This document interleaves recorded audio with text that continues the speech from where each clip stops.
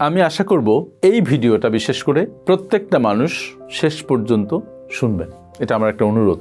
কয়েক মিনিট হয়তো সময় লাগবে, বিশেষ করে যারা বাবা এবং যারা মা তারা। এই ভিডিও অনেকেরই পছন্দ হবে না, কারণ আমি 3টি কঠিন পরামর্শের কথা বলেছি।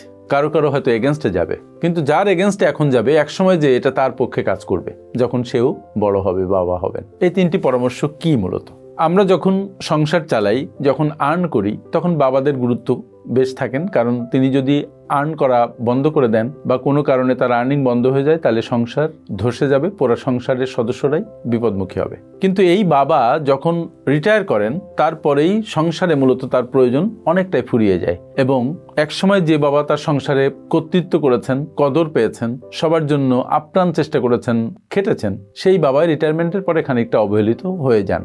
সবাই যে হন তা না, কিন্তু অধিকাংশের ক্ষেত্রে তাই হয়। কারণ পৃথিবীতে যখন আপনি কোনো কিছু কন্ট্রিবিউট করবেন না, কারো জীবনে যখন আপনি নতুন ভ্যালু অ্যাড করবেন না, তখন আপনার গুরুত্ব সেখানে থাকবে না, এটাই স্বাভাবিক, এবং বাবাদেরকে এটা মেনে নিতে হবে। তবে রিটায়ারমেন্টের পরে যখন আপনার হাতে বেশ কিছু টাকা আসবে, আপনার নামে অনেক সম্পত্তি থাকবে, তখন আপনি কি করবেন সেই ব্যাপারে আমার 3টি পরামর্শ আছে। এবং আবার বলছি, এই পরামর্শ হয়তো অনেকের জন্য একটা অসন্তুষ্টির কারণ হবে, তারপরও বাবাদের জন্য বা মায়েদের জন্য এই 3টি পরামর্শ খুবই খুবই দরকার। কখন? যখন আপনি রিটায়ার করলেন, যখন আপনার হাতে বেশ কিছু টাকা থাকলো, যখন আপনার নামে অনেক সম্পত্তি থাকলো, তাহলে কি করবেন? পরামর্শগুলো কি কি? নাম্বার 1, প্রথম পরামর্শ হচ্ছে, আপনি কোনোভাবেই আপনার কাছে যে লিকুইড অ্যাসেটটা আসলো, যে টাকা আসলো আপনার রিটায়ারমেন্ট সার্ভিস বেনিফিট হোক বা আগের জমানো টাকা হোক, একটা থোক টাকা আসলো, don't give all of your money to your kids or wife or anybody else.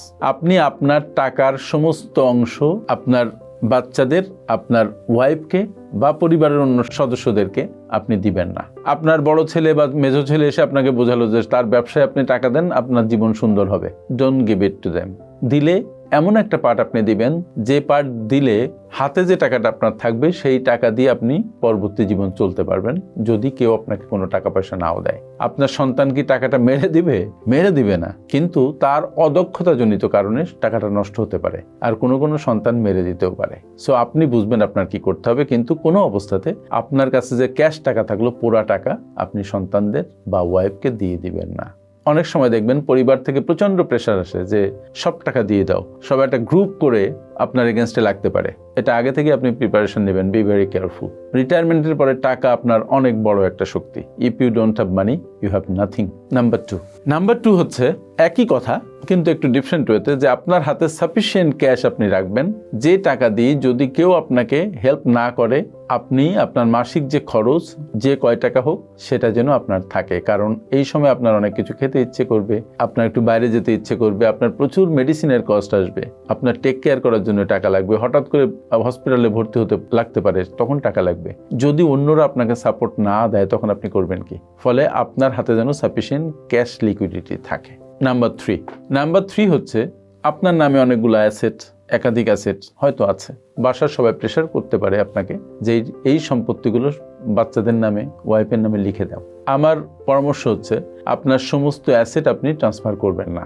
অনেকেই তাদের সমস্ত অ্যাসেট ট্রান্সফার করার কারণে পরিবারে খুব বিপদে পড়েছে, একটা ভিখারির মতো জীবনযাপন করেছে। সুতরাং আপনি শক্ত থাকবেন, কেয়ারফুল থাকবেন। অ্যাসেটই হচ্ছে সব অশান্তির মূল, কারণ এটার ভাগ বাটোয়ারা নিয়েই হবে ঝামেলা। এরকমও শোনা গেছে যে এক ভদ্রলোক মারা গেছে, তার লাশ উঠানে তার সন্তানেরা, তার ওয়াইফ, এরা মিলে কে কোন সম্পত্তি নিবে সেটা নিয়ে মারামারি শুরু করেছে।